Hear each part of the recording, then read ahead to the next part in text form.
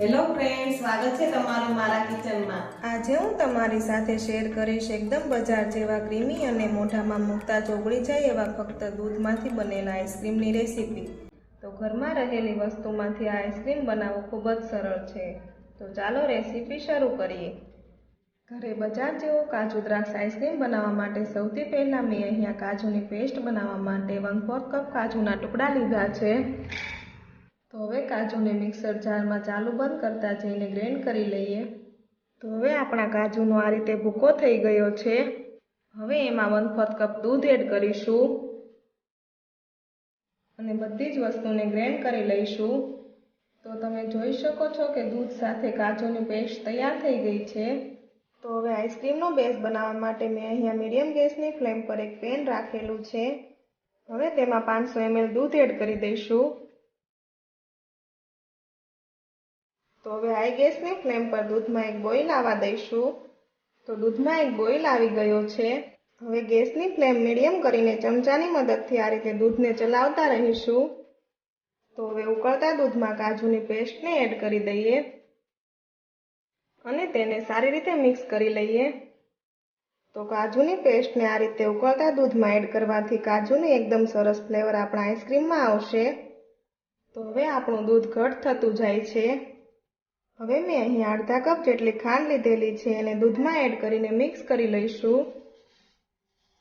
તો ખાંડનું પ્રમાણ તમે તમારા ટેસ્ટ પ્રમાણે વધારે કે ઓછું કરી શકો છો। તો લગભગ 7 થી 8 મિનિટ જેવું થઈ ગયું છે અને તમે જોઈ શકો છો કે આપણું દૂધ ઉકળીને પહેલાં કરતાં ઓછું થઈ ગયું છે અને ઘટ થઈ ગયું છે। તો હવે આપણા આઈસ્ક્રીમ બેઝને થિકનેસ આપવા માટે મેં અહીંયા 2 ચમચી જેટલો કોર્નફ્લોર લીધેલો છે। તમે કોર્નફ્લોરની જગ્યાએ તપકીનો લોટ એટલે કે આરા લોટ પણ લઈ શકો છો। હવે તેમાં 1/4 કપ જેટલું ઠંડુ દૂધ એડ કરીશું અને કોર્નફ્લોરને સારી રીતે મિક્સ કરી લઈશું। તો હવે કોર્નફ્લોર સારી રીતે ઓગળી ગયો છે।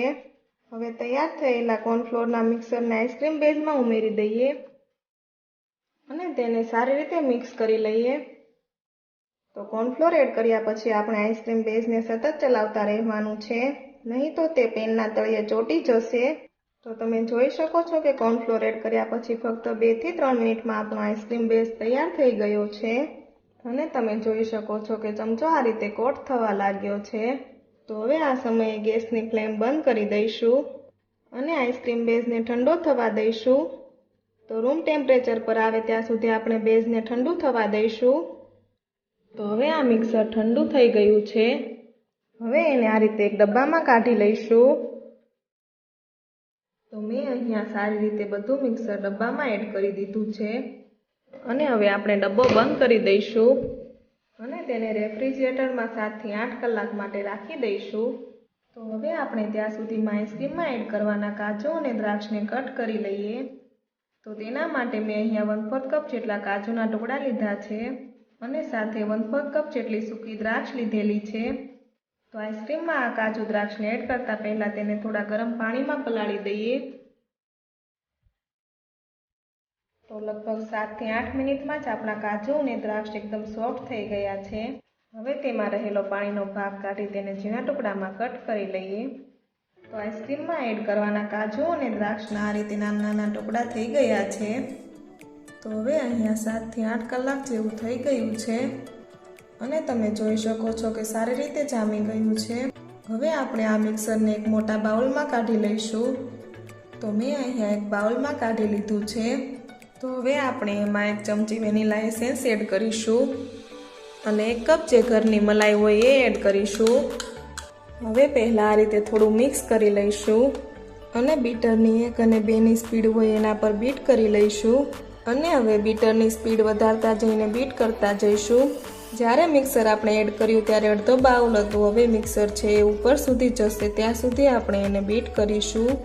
તો લગભગ 15 થી 20 મિનિટ જેવું થશે અને વચ્ચે વચ્ચે તમારે બીટરને સ્ટોપ કરી સાઈડમાં મૂકી દેવાનું અને ઉપર સુધી બાઉલ ભરાય ત્યાં સુધી તમારે એને બીટ કરી લેવાનું છે। તો તમે જોઈ શકો છો કે ઉપર સુધી મેં બીટરના મદદથી બીટ કર્યું। હવે આઈસ્ક્રીમ બેઝ ઉપર સુધી આવી ગયું છે। તો આપણો આઈસ્ક્રીમ સેટ કરવા માટે તૈયાર થઈ ગયો છે અને હવે આઈસ્ક્રીમ બેઝને પ્લાસ્ટિકના ડબ્બામાં એડ કરી દઈશું। અને હવે આપણે એમાં કાજુ અને દ્રાક્ષના ટુકડા એડ કરી લઈશું